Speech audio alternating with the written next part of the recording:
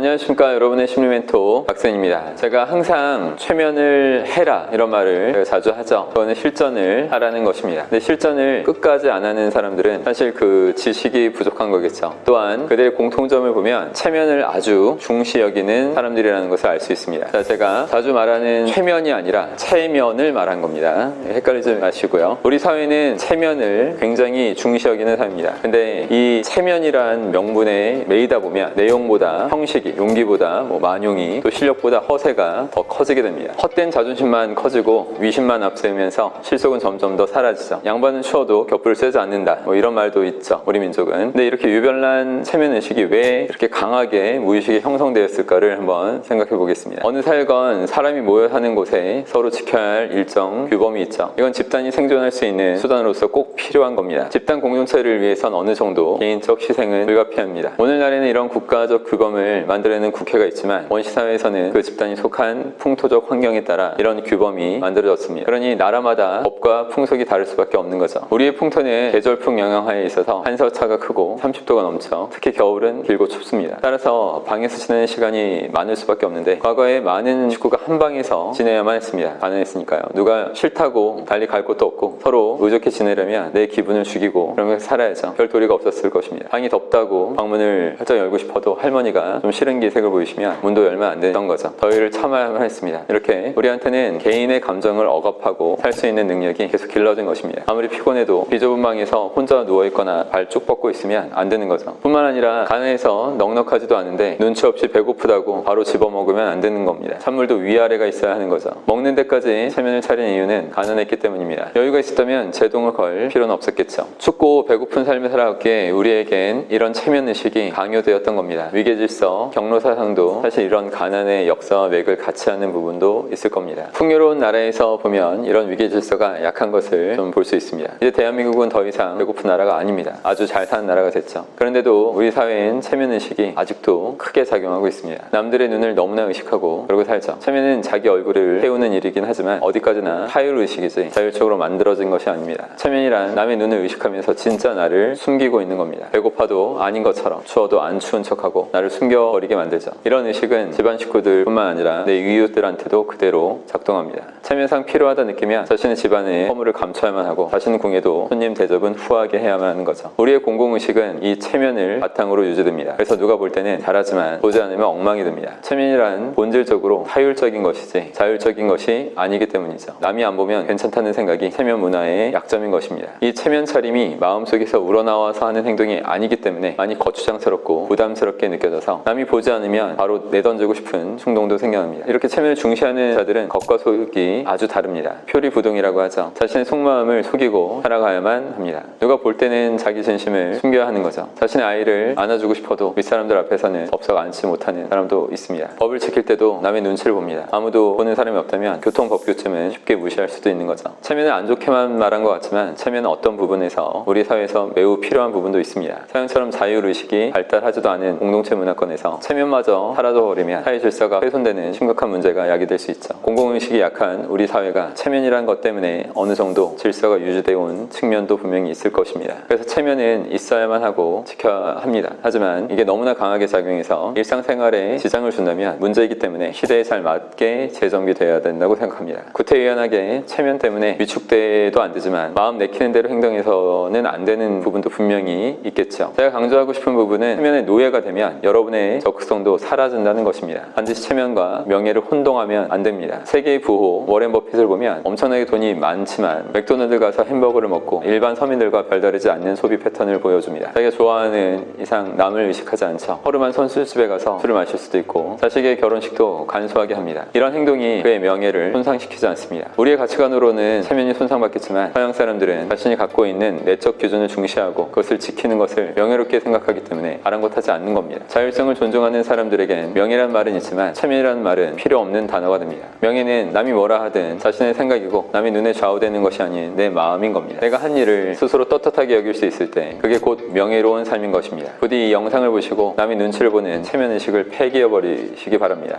당당하고 명예로운 삶을 만들어 가시길 기원하겠습니다. 영상이 도움이 되셨다면 구독해주시고 많은 공유 부탁드리겠습니다. 감사합니다. 힘내십시오.